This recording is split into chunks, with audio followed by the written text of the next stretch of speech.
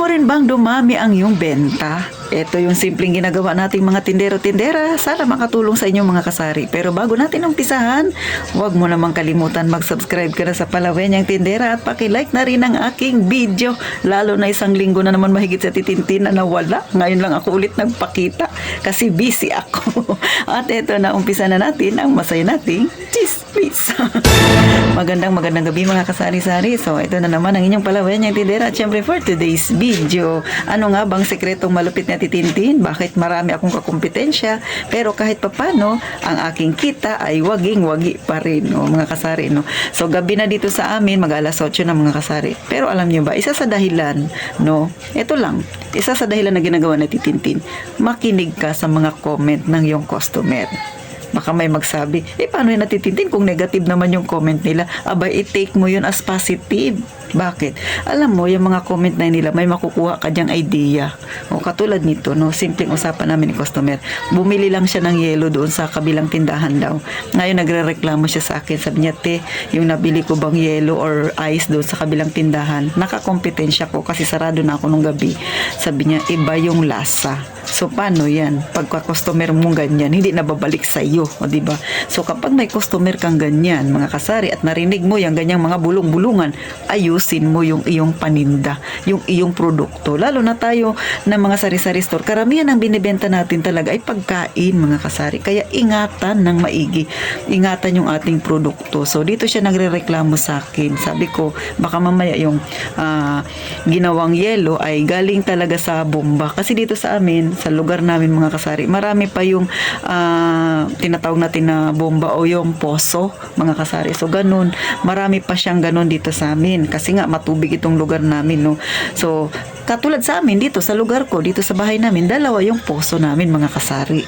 Kaya, pagka nawawala ng tubig, hindi kami namumroblema. Kasi nga, may mga poso kami dito.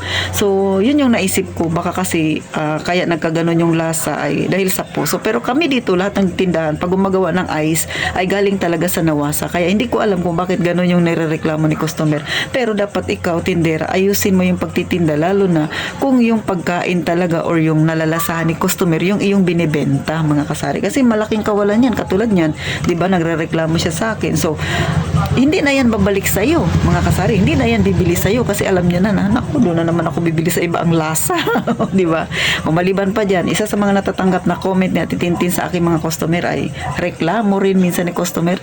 Minsan, tinatanong ko, bakit kayo dito sa akin bumibili ng siomay? Doon sa lugar ninyo may nagbebenta na siomay. Siyempre, dito kasi marami rin akong kakumpetensya, mga kasari, no? Sabi nila sa akin, kasi atitin, iba ang lasa ng kanilang sausawan. So, kita nyo ba?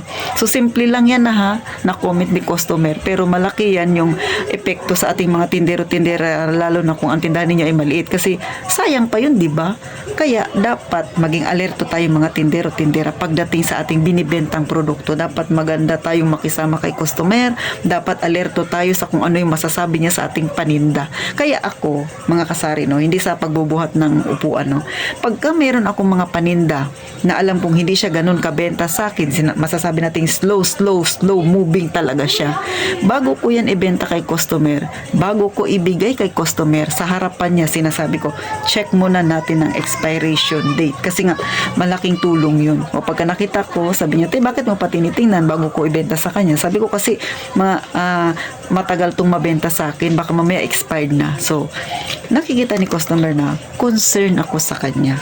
Nakikita ni customer na hindi lang ako basta tindera na nagbebenta para magkaroon ng kita, kundi isa akong tindera na mayroon akong concern sa kanya, sa kanyang kalusugan, lalo na ang binibili niya sa akin ay makakain, papasok sa katawan niya. So, nakikita niyo yung difference ng pagiging isang tindera doon sa nagtinda lang dahil gusto lang kumita, sa tinderang gusto ring makatulong at gusto ring maging maayos yung kalusugan ng kanyang customer. Mga kasari, hindi ko sinasabing tularan niya sa titintin, no?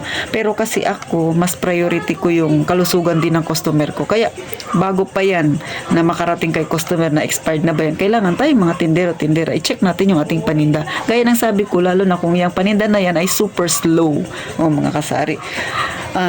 isa yan sa magiging maganda ang ating samahan sa ating mga customer. Malaki ang tulong niyan. Kaya kahit na marami ka pa diyang kakumpetensya, kung si customer na-feel niya na ikaw ay talaga namang hindi lang basta tindera, kundi kaibigang tunay ka niya, mga kasari, abay, diyan yan bibili sa'yo. At sa ating mga tindera, malaking tulong yan pagka ganyan si customer kasi nagkakaroon tayo ng loyal na customer. Tandaan, maliit man umalaki ang iyong tindahan, ang bumubuhay sa atin ay yung mga customer natin na bumibili. Kaya tayo patuloy na nakakaroon pa rin ng benta. Kaya dapat alam natin silang alagaan. So paano? May nakuha ka ba sa akin, mga kasari? Simpleng usapan lang to, no? Pero real talk yan, mga kasari. Kasi hindi lang tayo basta magbenta-benta sa kanila. Dapat ilagay rin natin minsan yung ating sarili kung tayo yung customer. Gusto mo bang makatanggap din ng ganyan, di ba? Ayaw natin. So, dapat pahalagahan natin ng ating mga customer na patuloy na tumatangkilik sa ating maliit na tindahan. Hanggang dito na lang ang inyong palawan ng tindera. Magkita tayo sa sunod na vlog na Titintin. At gaya nga ng palagi kong sinasabi, mag-ingat tayong palagi, mga kasari.